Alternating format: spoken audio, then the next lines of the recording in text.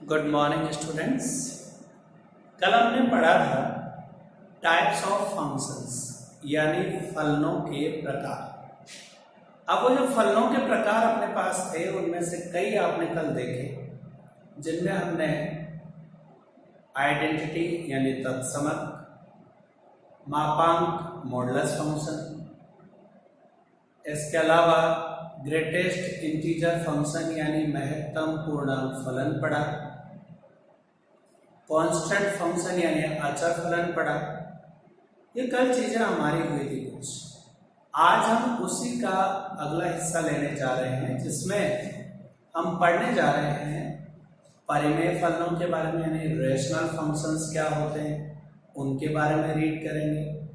Polynomial function यानी बहुपदीय फलन क्या होते हैं उनके बारे में बात करेंगे।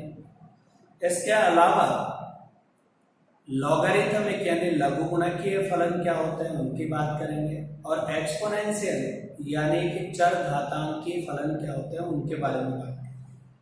तो सबसे पहले सोचते हैं परिमेय फलन क्या है। परिमेय फलन अर्थात रैशनल नंबर फंक्शंस।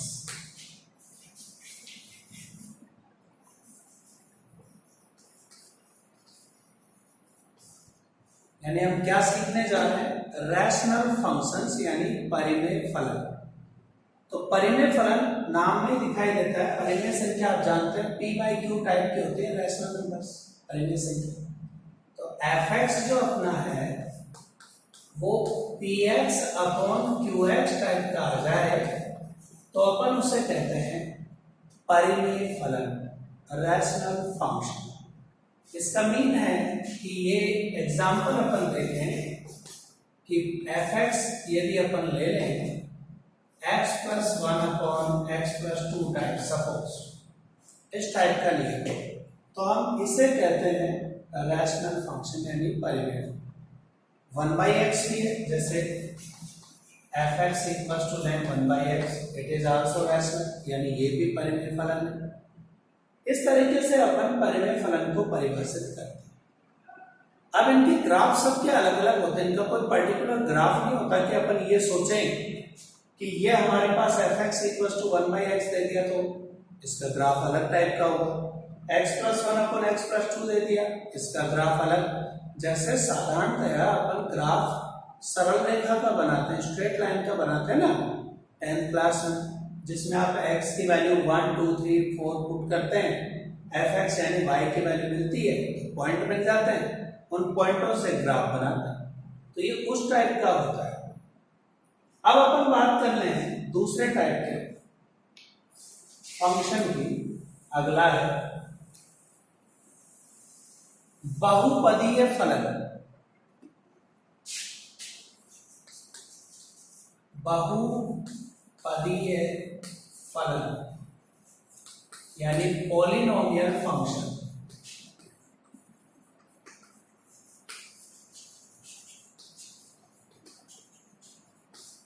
देखिए हिंदी मीडियम वाले बच्चों के साथ बहुत प्लस पॉइंट होता है कि उनको इंग्लिश और हिंदी दोनों के नाम पता होते हैं, जबकि अपने इंग्लिश मीडियम वाले बच्चों के साथ क्या तकलीफ होती है, उनको सिर्फ इंग्लिश के ही नाम पता होता है, हिंदी के नाम ही नहीं मालूम होते कि उन्हें हिंदी में क्या बोलते हैं। तो ये अपना पॉलिनोमियल फंक्शन यानी बहुपदीय फलन। अब नाम में ही है फंक्शन क्या बोलना चाहता है। बहुपदीय यानी बहुत सारे पद जिसमें आते हैं। जैसे आपने 10th क्लास में पढ़े थे द्विघाती बहुपद, त्रिघाती बहुपद, सरल रेखीय बहुपद यानी मोनोमियल, बाइनोमियल, ट्राइनोमियल, इस टाइप के, क्वाड्रेटिक इस टाइप के, क्यूबिकल इस टाइप के पढ़े हमने। तो वही चीज यहाँ भी है कि fx अपन इस टाइप का ले लें, ax⁻n + bx⁻n प्लस लास्ट में जाकर कहीं z लिख दिया। जैसे अब मैं तो आप एग्जांपल में दो तो एग्जांपल देते हैं। जैसे अपन ने लिया 2x² - x - 3, तो ये एक बहुपदीय फलन। अब इसमें अपन x के मान रखते चले जाएंगे, fx के मान आते चले जाएंगे। तो ऐसे फलनों को बहुपदीय फलन यानी पॉलिनोमियल फंक्शन। तो समझ में आ गया होगा किस टाइप के होते हैं। अब ये जरूरी नहीं है कि पावर में 2 ही लूं, आप 3 पावर का ले सकते हो, जैसे x³ plus 3x² plus 3x plus 1, this is our fx। बहुपदीय फलन, बहुत सारे पद हैं इसमें, इसलिए इसको बहुपदीय फलन। अब आप कहेंगे ग्राफ कैसे होता है, ये सब कुछ इसके ऊपर x की वैल्यू और fx की वैल्यू पर डिपेंड करता है। अलग अलग बहुपद का अलग अलग ग्राफ होगा, सबके एक जैसे नहीं होते। जैसे कि बाकी के केस में अपन ने मापांक फलन में या तत्सम फलन में इनमें देखा था, वैसे इसके एक जैसे ग्राफ नहीं हो सकते। जैसा फंक्शन होगा वैसा उसका ग्राफ बनता चला जाएगा। अब अपन बात कर लेते हैं लघु गुणकीय फलन।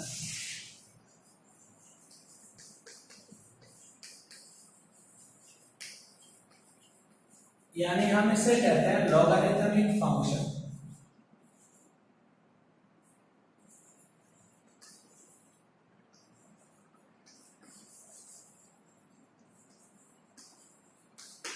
इस टाइप का। अब लॉगरिथमिक कौन से होते हैं, लघु गुणकीय कौन से होते हैं, जिसमें लॉग शब्द का प्रयोग होता है। इस type fx = log x type. इस तरह के जो अपने फलन होते हैं जिनमें लॉग शब्द का प्रयोग हो रहा हो, उसे अपन लघु गुणकीय फलन कहेंगे। अब ये जरूरी नहीं है ऐसा ही मिले, ये ऐसा भी हो सकता है, log 2x + 3 टाइप का हो सकता है। ये ऐसा भी हो सकता है, log x + 1/x + 2 टाइप का हो सकता है। तो ये जो अपने फलन हैं ये कौन से रूप के कहलाते हैं, लघु गुणकीय फलन, यानी लॉगरिथमिक फंक्शन। अब जैसे जिसकी वैल्यू होती है वैसे उसके मान निकल के आता है, उसी टाइप से वो ग्राफ बनाता चला जाता है। तो ये अपना है लघु गुणकीय फलन। अब अपन बात करते हैं चरघातांकी फलन।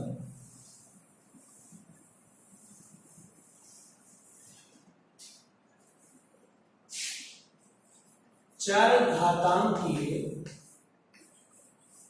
फलन यानी एक्सपोनेंशियल। इस टाइप का फलन। अब एक्सपोनेंशियल चरघातांकी ये होते हैं इस टाइप के जिनमें a की पावर x आ जाए या e की पावर x आ जाए। इस टाइप के जो फलन होते हैं इन्हें अपन चरघातांकी फलन यानी एक्सपोनेंशियल फंक्शन के तौर पर जानते हैं। अब यहाँ a एक कांस्टेंट वैल्यू होती है, जैसे 1 2 3 कुछ भी। तो जैसे अपन fx को यूं लिखते हैं 5 की पावर x, तो ये चरघातांकी फलन है। इनका नॉलेज यहीं पर हो जाना 11th क्लास में इसलिए जरूरी है, हालांकि आपकी बुक में नहीं दे रखे हैं, लेकिन इनका नॉलेज यहाँ हो जाना इसलिए जरूरी है कि जब आप 12th क्लास में जाएंगे तो इन फलनों का जिक्र होगा, इनके बारे में टीचर सीधा बोलेगा आपने 11th में एक्सपोनेंशियल फंक्शन पढ़ा था, चरघातांकी फलन पढ़ा। अब पढ़ा कब था, बुक में तो था ही नहीं, क्योंकि वहां पर जब आप अवकलन समाकलन यानी डिफरेंशिएशन इंटीग्रेशन पढ़ेंगे तो ये शब्द हर एक्सरसाइज में मिलेंगे। ऐसी एक भी एक्सरसाइज नहीं मिलेगी जिसमें ये वर्ड नहीं मिलेंगे। तो इसलिए यहाँ 11th में ही इनके बारे में जान लेना जरूरी होता है कि ये चरघातांकी फलन का मतलब क्या है। तो इस तरह के फलन। अब आप कहेंगे इनकी वैल्यू कैसे निकालते हैं, तो वैल्यू निकालने के लिए e का अपने आप में एक वैल्यू होती है 2.7 के आसपास, यानी 2 से 3 के बीच में होती है 2.7। केवल e की वैल्यू निकालते हैं और उसके ऊपर जब पावर लगाएंगे यानी x की वैल्यू 1 2 3 लिखेंगे तो आप जानते हैं 2.7 के ऊपर आपने 1 लगाया तो 2.7, अब 2.7 पर 2 लगाया, x की जगह 2 रख दें तो वो उसका स्क्वायर हो गया, यानी 27 का स्क्वायर आप जानते हैं 729 यानी 7.29 हो गया। इस तरह से वो fx मिलते चले जाएंगे, तो x के कॉरेस्पॉन्डिंग fx मिलेंगे, उसका ग्राफ अपन ड्रॉ कर सकते। तो इस तरह से चरघातांकी फलन को परिभाषित किया जाता है, यानी एक्सपोनेंशियल फंक्शन क्या होता है ये समझाया जाता है। तो ये तो थे अपने टाइप्स ऑफ फंक्शंस। मैंने आपको सभी प्रकार के फलनों की जानकारी दी। हालांकि एक वर्ड और यूज होता है, लोएस्ट इंटीजर फंक्शन, न्यूनतम पूर्णांक फलन, जिसका जिक्र आपकी किताबों में कहीं नहीं मिलेगा। महत्तम पूर्णांक फलन तो है, लेकिन लघुत्तम पूर्णांक फलन का जिक्र इसमें नहीं करता। तो अब इस शब्द से भी परिचय पा लीजिए। लघुत्तम पूर्णांक फलन, लीस्ट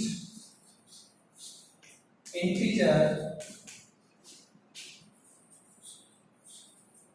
फंक्शन कि ये क्या बना है। लघुत्तम पूर्णांक फलन अपोजिट नेचर रखता है महत्तम पूर्णांक फलन की। ग्रेटेस्ट इंटीजर फंक्शन जो कल पढ़ा था उससे उल्टी प्रवृत्ति रखता है। कल आपने वीडियो में देखा होगा कि जरा इस पर नजर डालें। महत्तम को पहले दोबारा रिपीट करता हूं, फिर इसको समझाता हूं। महत्तम पूर्णांक फलन की प्रवृत्ति हमने कल देखी थी, यानी ग्रेटेस्ट इंटीजर फंक्शन। इसकी प्रवृत्ति हमने क्या देखी कि यदि हमारे पास 1.0 आ जाए, यानी यहां तो स्मॉल साइज ब्रैकेट लगाएं, ये उसका सिंबल है ग्रेटेस्ट इंटीजर फंक्शन, महत्तम पूर्णांक फलन का। तो ये इसके अंदर 1 में चेंज होगा। यदि आपने x की वैल्यू 1.1 रखी, इसमें 1.1 लिखा, तो भी ये 1 में चेंज होगा। आपको याद हो अपन ने 1.2 लिखा और इधर 1.2 इसमें डाला, तो भी ये 1 में चेंज होगा। और आप 1.9 तक चले जाएं तो ये सारे के सारे किसमें चेंज हो रहे थे, 1 में। तो महत्तम पूर्णांक फलन की प्रवृत्ति क्या पाई जाती है, अपने से पिछले पूर्णांक में चेंज होना। इसलिए 1.0 से लेकर 1.9 तक के सारे मान किस में चेंज हुए, 1 में। इसके अपोजिट नेचर मिलती है इस लीस्ट इंटीजर फंक्शन, लघुत्तम पूर्णांक फलन। क्या है वो देखिए। इसकी प्रवृत्ति क्या हमें समझाती है उसको नजर डालें। यदि हमारे पास LIF की बात कर रहे हैं, लघुत्तम पूर्णांक फलन की बात कर रहे हैं, तो वो हमें क्या समझाता है। यदि हमारे पास 1.1 आया तो इसको सिर्फ इससे दर्शाते हैं, fx = x। ये ब्रैकेट बंद नहीं करना है, जबकि इसके अंदर अपन fx कैसे लिखते हैं, इस तरह से बड़े ब्रैकेट में। ये महत्तम पूर्णांक फलन है, ग्रेटेस्ट वाला, और ये ब्रैकेट यहां नीचे वाली लाइनें नहीं खींचे तो ये कौन सा फलन कहलाएगा, लघुत्तम पूर्णांक फलन। बुक में नहीं है, टेंशन मत लो, सीखो लेके। तो ये चीज यहां लिखूं 1.1, तो ये 2 में चेंज होगा। क्या नजर आया डिफरेंस दोनों में। इसमें प्रीवियस इंटीजर, पिछला, जैसे 1.1 किस में चेंज हुआ, 1 में। उसमें अगला इंटीजर, अगला पूर्णांक, यानी 1.1 किस में चेंज हो गया, 2 में। ऐसे ही 1.2 आ जाए 2 में। यही चलते चलते 1.9 आया,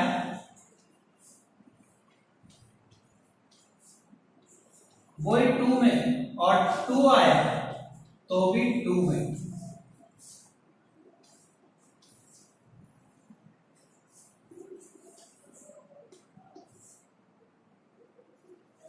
यानी यहां 1.0 से 1.9 1 में चेंज हो रहा है, जबकि उसमें 1.1 से लेकर 2.0 तक 2 में चेंज हो रहा है। जैसे ही आप 2.1 पर जाओगे 3 में, अगला इंटीजर तो जब तक कंप्लीट इंटीजर लिखा हो, पूर्णांक लिखा हुआ है, तब तक तो वो उसी में रहता है। लेकिन यदि आपने उसमें थोड़ा बहुत भी बढ़ा दिया है, इंक्रीज कर दी कोई वैल्यू, कुछ मान जोड़ दिया है उसमें, 2.1, 2.2, 2.3, ये सब 3 में चले जाएंगे, अगले पूर्णांक में बदल जाएंगे। तो ये तरीका है लघुत्तम और महत्तम पूर्णांक फलन का। उम्मीद आपको ये चीज समझ में आई होगी। अब दो पूर्णांकों का या फलनों का योग या अंतर, जैसा सिंपल अपन करते आए वैसे ही उनका योग और अंतर लिखा जाता है। जैसे 2 में 3 ऐड करते हैं, वैसे ही fx में gx ऐड करते हैं। तो उनके प्रॉपर्टीज की जहां बात आती है कि योग वाला जो गुणधर्म होता है प्लस करने वाला, वो क्रमन्वय गुणधर्म का पालन करते हैं, यानी fx plus gx plus fx ही देगा। लेकिन माइनस ऐसा क्रमन्वय गुणधर्म का पालन नहीं करता, कम्यूटेटिव प्रॉपर्टी फॉलो नहीं होती है उसमें। यानी अंतर, अभी जैसे किसी फलन में से एक फलन माइनस करेंगे तो ये जरूरी थोड़ा है कि gx माइनस fx वही रिजल्ट देगा, माइनस का तो उत्तर पड़ेगा ही पड़ेगा। आप थोड़ा सा दैनिक लाइफ का एग्जांपल ले लो, 10 में से 8 माइनस किया +2, लेकिन 8 में से 10 माइनस किया -2। इसका मतलब है कि ये क्रमन्वय गुणधर्म यानी कम्यूटेटिव प्रॉपर्टी को फॉलो नहीं करते। एडिशन में करते हैं, जोड़ने में करते हैं, लेकिन माइनस में, घटाने में नहीं। तो ये इनके गुणधर्मों की बात है। अब अपन एक्सरसाइज के क्वेश्चन से ले लेते हैं 2.3, उनकी बात। तो 2.3 में अपने फर्स्ट क्वेश्चन की बात करें, पहले प्रश्न की, जिसमें कहा है कि चेक करके बताओ कि कौन सा संबंध एक फलन है और कौन सा नहीं। तो मैंने आपको फलन की परिभाषा दी थी, वो याद होनी चाहिए। हम फलन किसे कहते हैं? जिसमें प्रांत के प्रत्येक अवयव के संगत सह प्रांत में एक अद्वितीय प्रतिबिंब मिलना चाहिए। यानी जो डोमेन होता है उसमें जितने अवयव दे रखे हैं, एलिमेंट दे रखे हैं, वो सारे के सारे काम में आए और उनके जो कोडोमेन है सह प्रांत, उसमें एक एक ही प्रतिबिंब इमेज दिखाई दे। इस प्रकार का जो होता है सिस्टम, उसे अपन फंक्शन यानी फलन कहते हैं, वरना वो संबंध है, रिलेशन है।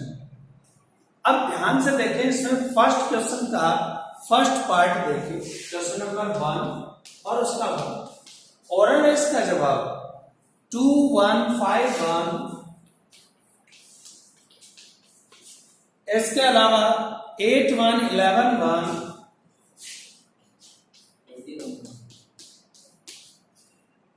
और 14171।